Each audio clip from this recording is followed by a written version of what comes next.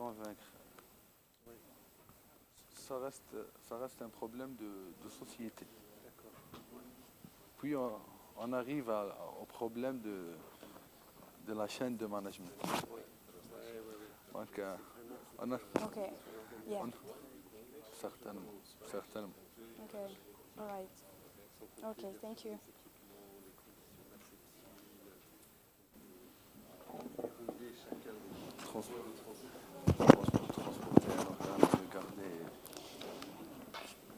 C'est quelque chose qui n'est pas aussi facile. Docteur, we will start now. On va commencer. Ok. Vous pouvez vous asseoir. À tout de suite. Merci. Vous pouvez vous asseoir là. Speaker? Ah, the PowerPoint. Ok. Le PowerPoint.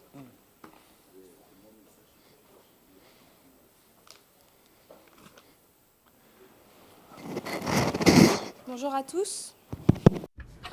Good afternoon. Good afternoon. Welcome to this session, which is about universities at the time of COVID-19 and the trials of higher education in Algeria. We have the great pleasure of welcoming today Dr. Mebarki, who will introduce himself briefly and will tell us more about the session. If you need interpretation devices, please contact the technical team and they will provide you with what you need. Thank you.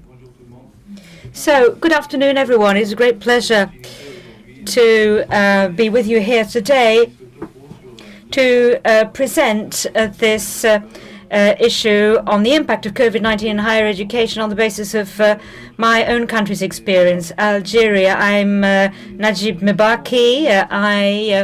I am a student in musical science, and I also work in a university hospital in the capital of Algeria, that is to say, Algiers. I am also Secretary General of the National Union of Algerian Students, which is a student organization which was founded in 1993. And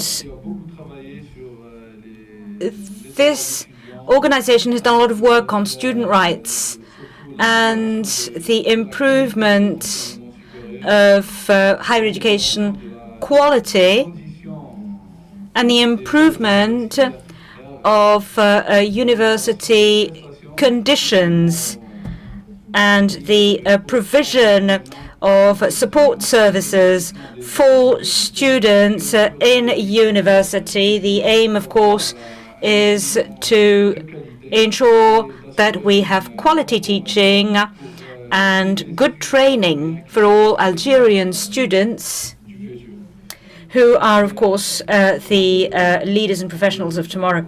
Before we begin the presentation, I'd like to remind you that Algeria, like any other country in the world, has really undergone a very difficult period during the COVID-19 pandemic, which is perhaps ongoing. We are not certain that we are out of the wood yet. So the coronavirus pandemic, of course, which struck in 2019, has changed the world, has affected all fields of human life, including education, and has led to generalized adoption of unprecedented measures. And higher education institutions at all levels in 190 countries throughout the world were partially or completely closed down between March and July 2020. And this affected 1.725 billion students. According to UNESCO, the measures affected over 90% of students around the world and led to a climate of uncertainty or even anxiety. To give you the example of Algeria, we have 114 establishments of higher education, 66 universities, 20 university centers, and a number of research centers as well. And all of these institutions were closed as from April, and this is why educational systems had to face a challenge to adapt speedily to face this situation. The educational community showed resilience and put down the foundations for the development of global education. Resilience in education has become a strong political argument, social process, and aim for the future. And the importance is to maintain operational capacities through innovation, creativity, and flexibility of the education systems to ensure its continuity. And this has required speedy reforms and the admission of the strong potential for consistency between levels and modes of education.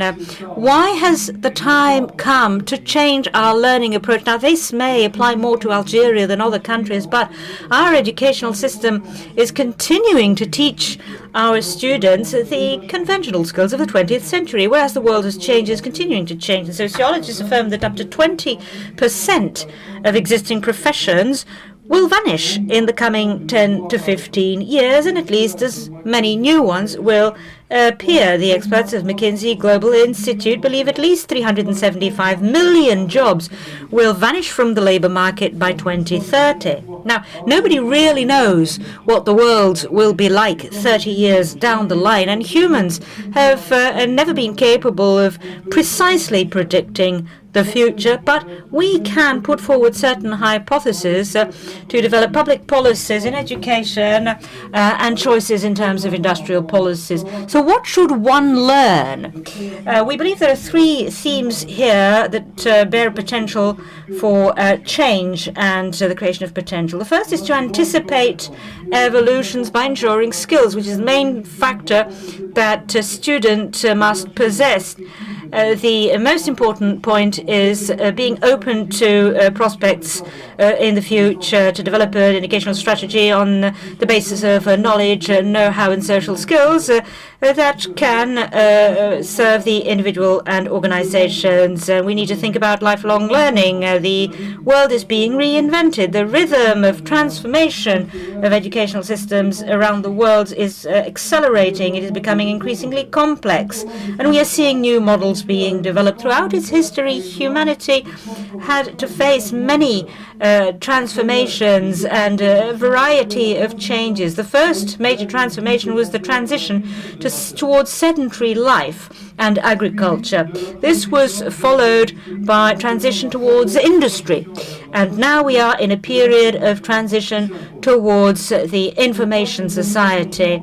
Now, why would these latest changes affect the technologies of education and communication, leading to new concepts such as knowledge societies, information societies, and the professions of the future? A child born in 2021 will turn 15 2050, and in a good scenario, they will have an extended lifespan. They may live into the next century and become an active citizen of the early 22nd century.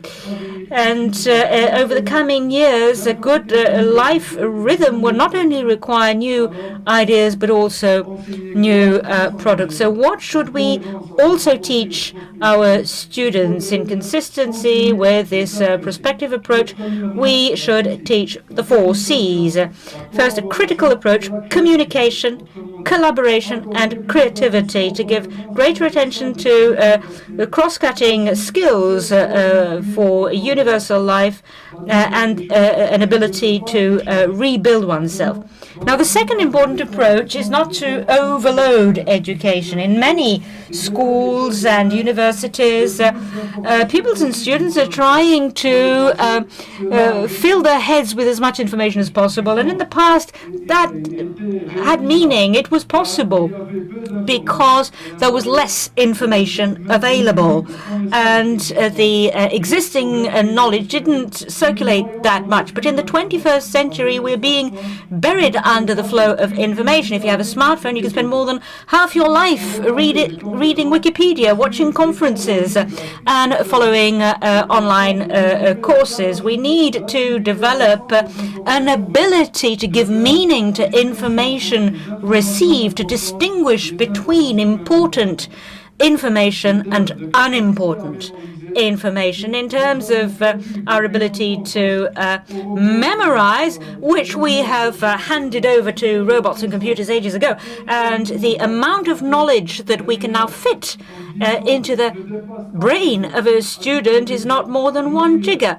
And a manual of 150 pages, 1,400 to 1,500 characters, is about 1/3 of that. And if you ask a student to study 10 of these manuals over 1 year, they receive a volume of information that is less than 40 mega. But if you increase this, if you multiply it by 25 with additional education, you can never achieve 1 gigabyte of information. So if our model of education considers that it is important to fill a student's brain with masses of important and unimportant information, they will lose to machines. They accumulate information and spend a lot of time doing so, whereas the competitor is acquiring other skills that are infinitely more important. And therefore, you end up with students with whole libraries in their minds. We need to organize our education systems to ensure that learning is no longer a burden for our students. The third point is collaboration. It is important to learn to collaborate. This is one of the most important skills for the future, and our education systems are not teaching it, and it may be the basis of the LMD system that was adopted by Algeria in 2004, but we are not really implementing it because the system, the LMD system, is based on interaction between a teacher and a student, and therefore this collaboration finds a concrete outlet. But what is collaboration? It's learning how to cooperate in order to learn. It means that each student will need to learn and develop their own abilities so that they can be on an equal footing with others. The aim is to develop the ability to do teamwork, to optimize each individual's learning, and to act not only as a problem solver, but a creator of collaborative atmospheres. And the vocation for collaboration is to help students improve the learning level and to fight against dropouts. And this is a true change of culture that should lead to democratization of education. And so we need to find new formats for teaching. We've moved from an education system which is in person to one which is online, based on teaching materials which are virtual in nature and for distance learning. Putting students together in networks allows us to develop collective intelligence as well as emotional intelligence, all of which can create value.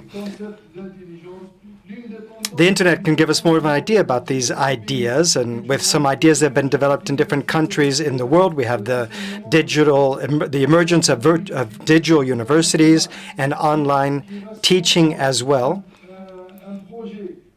National digital universities remain a project in Algeria to try to focus our efforts in universities on the needs present in the labor market and in the national education system, which can be used to develop existing infrastructures to support development of online learning in higher education institutions. Since the future is to be found in teaching, then we have to keep in mind certain problems that we have found ourselves facing throughout these 2 years of applying this distance teaching system. We've carried out various evaluations throughout the national conferences of universities, which took place at the end of the academic year 2019-2020, and then 2020-2021, as well as the last conference which took place in March 2022, where one reached the conclusion that we've had so many problems in applying distance teaching that the only solution, if we wanted to come up with high-quality teaching with the pandemic going on, would be if we organized in-person teaching moments without all higher education institutions. The statistics have showed that a significant number of students, unfortunately, do not have access to long-distance learning equipment, to IT security, and many people, or many of the teachers, do not have good skills about teaching online. All of these are factors that make it difficult to actually create true long-distance pedagogical equality. And the work that could help us to be able to create better functioning distance interpreting. One example that we could have of that would be co-working, which is a relatively new concept about how we could organize the working processes.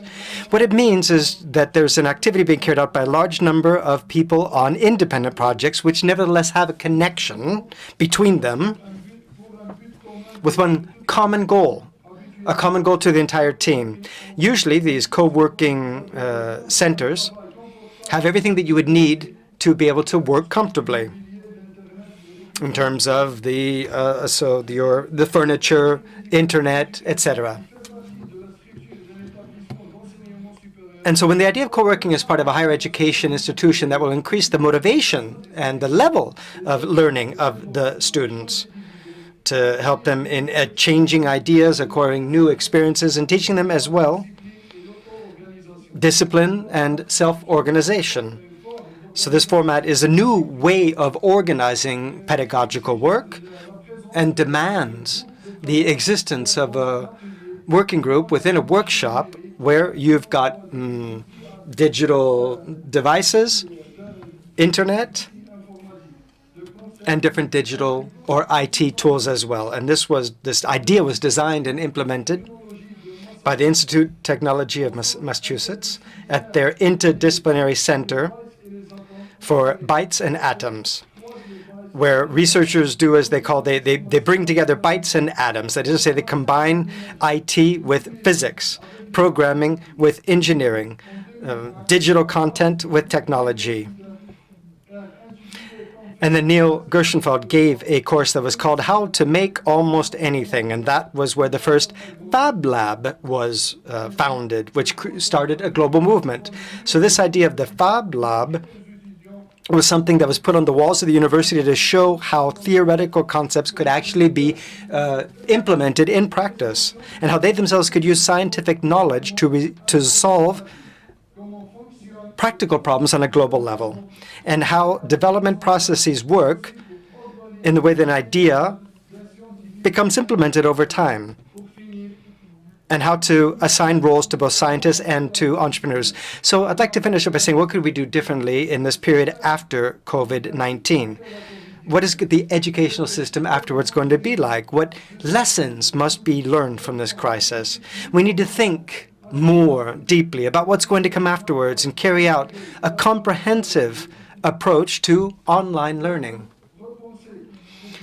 We have to rethink our curricula to be able to better include new cognitive contents for using technologies, new skills for collaboration, new opportunities for learning and for evaluating for the learners. And we have to promote a system based on adaptation. This requires wide-ranging debate on the national educational system and focusing more on positive changes, collaboration, mental and societal resilience in education is the key for success tomorrow. Thank you very much for your attention. Merci, docteur. Thank you very much, Doctor, for having shared these ideas on possible improvements for higher education systems in the future.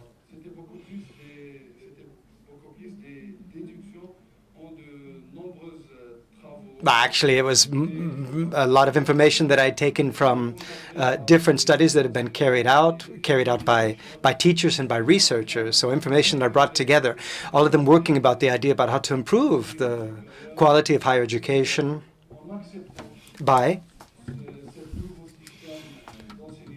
taking into account this new system that we've got, this distance education or distance teaching system. All right, have we got any questions from the audience? No, sorry. Thank you very much for a very brilliant and Could we ask the speaker to use the microphone, please? Otherwise, we can't interpret. UNESCO would normally do. Whether you be sharing, sorry. Thank you very much for this very insightful presentation on COVID-19 and the impact it has exerted on education and the way you have responded to it in Algeria. I wanted to know whether, as UNESCO would normally do, you've got email addresses, whether you would share these, the translations of this particular presentation with delegates, because there are important cross-cutting points that ministers of education can actually benefit from in other countries. Thank you very much. Thank you.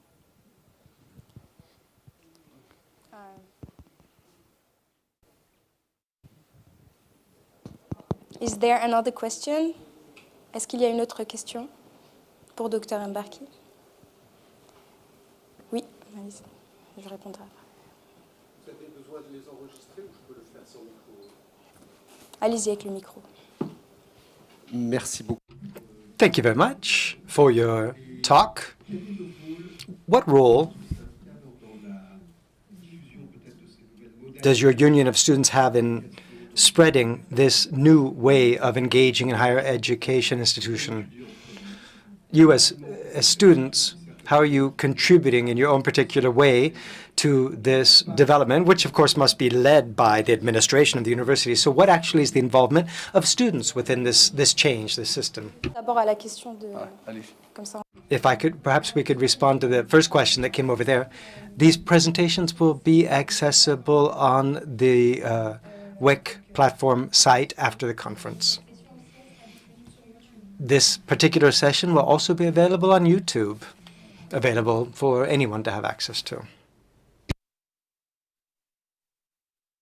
So to come to your question, sir,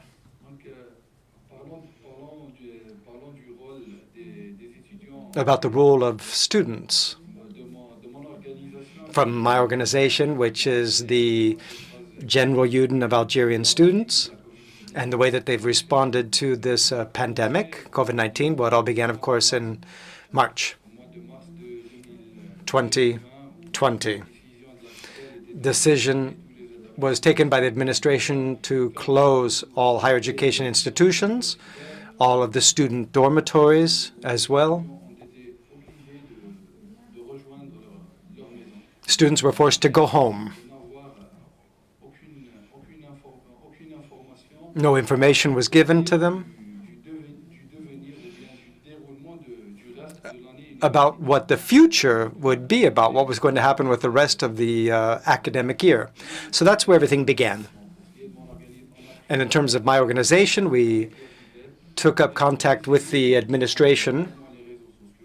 And then first, that was done via the social networks, and then as well our representatives in the different universities were used to disseminate information to make sure the information got around to the other students, explaining the different possibilities that either the university administrators or research centers had been proposing.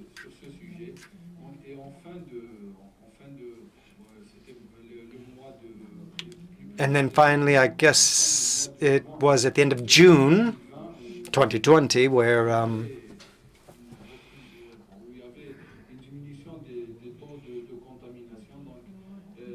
the infection rate began to go down.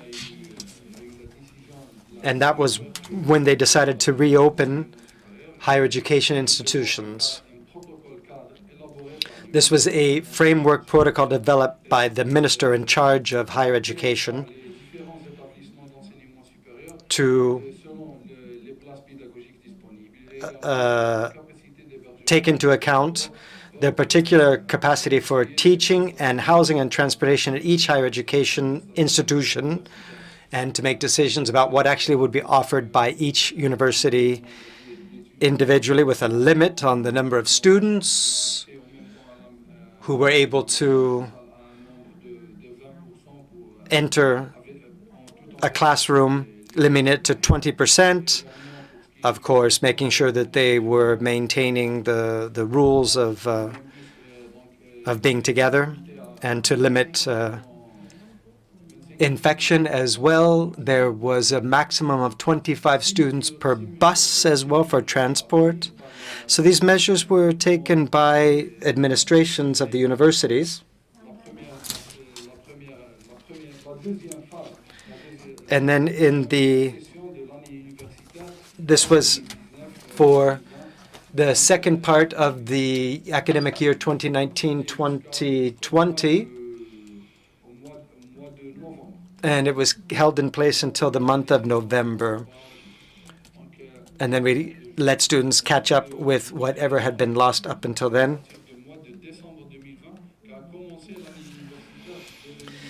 And then the next university academic year began, 2020-2021, and that was done following the same framework protocol that had been set up before, with the same measures being kept in place.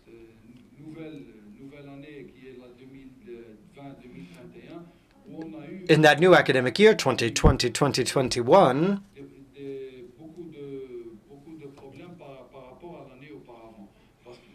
there were new and different problems. More students came back to the university. Almost twice as many incoming new students than there had been the year before. In 2020-2021, there were almost 600,000 new students.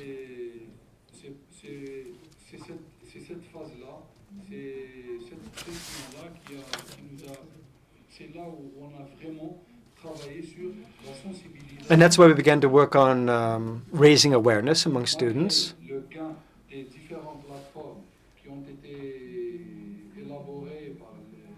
Despite the large number of platforms that have been set up by the universities and the different research centers at the end of 2019 and beginning of 2020, we nevertheless were not able to really send a clear message to the students.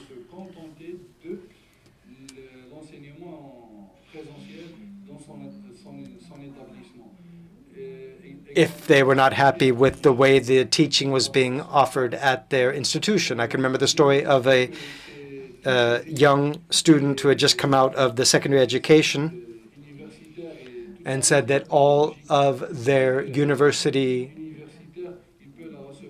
classes, all of the teaching material could have been done online, but that this person didn't have access, therefore, to the actual institution physically. So that could be very difficult for them, but with a good awareness-raising campaign, working in the different universities, in the different residences, halls as well, all throughout Algeria. And as I mentioned, in the dormitories as well, And then, of course, the work was done especially quite a bit on the social networks. In terms of my organization, the General Union of Algerian Students, there was a crisis unit that was directed by or run by the Secretary General, and was also in charge, or there was also the person who was in charge of communication that had a very important role to play during this phase. So we followed a specific protocol, or a specific protocol was followed, which led to improvement, first of all, in the number of weeks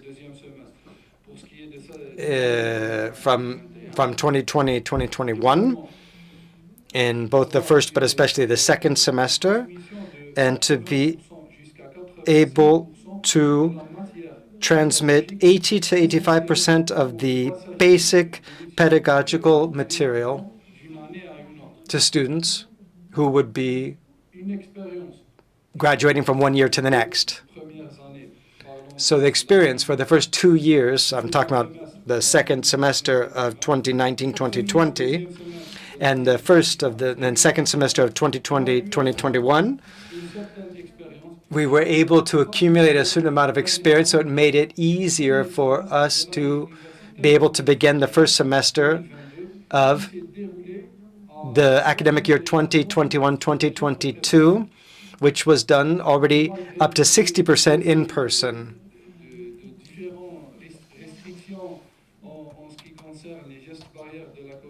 And despite the fact that there was modifications in the way that certain COVID protection protocols were carried out,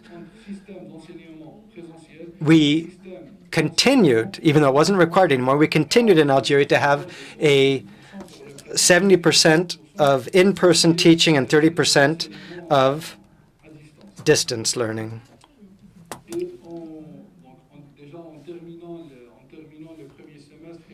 At the end of the first semester, and then throughout the first half of the second semester, and at the last university student conference, we saw that there were satisfactory results if we compared with how things had gone in terms of pedagogical activities in the previous year and the year before that as well. Let's take one more question. Yes. Est-ce qu'il y aurait une dernière question? Do we have a last question?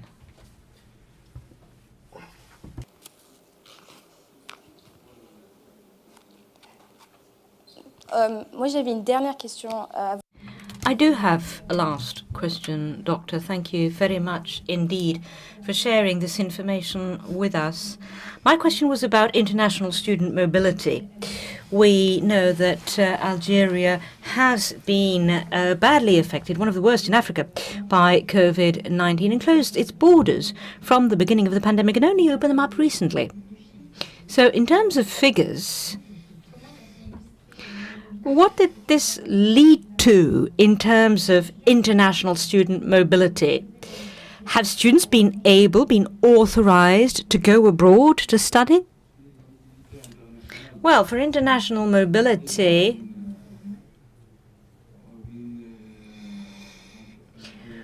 we, at the level of the Ministry of Higher Education, we have a directorate that is in charge of collaboration and student mobility at international level. And before COVID-19,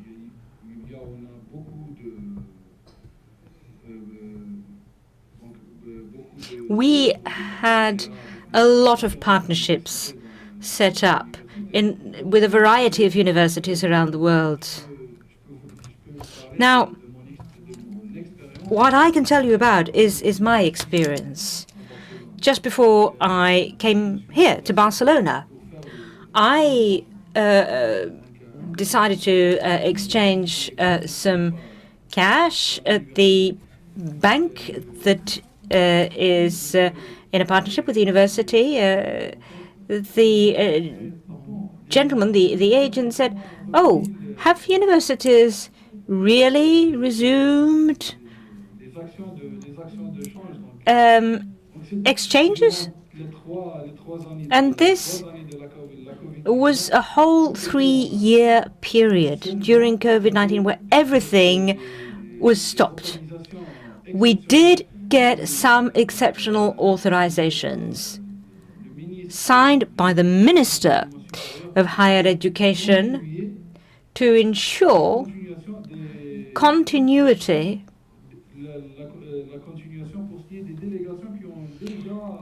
for those delegations whose procedures were already underway or who were at the end of their university cycle, academic cycle, elsewhere in the world.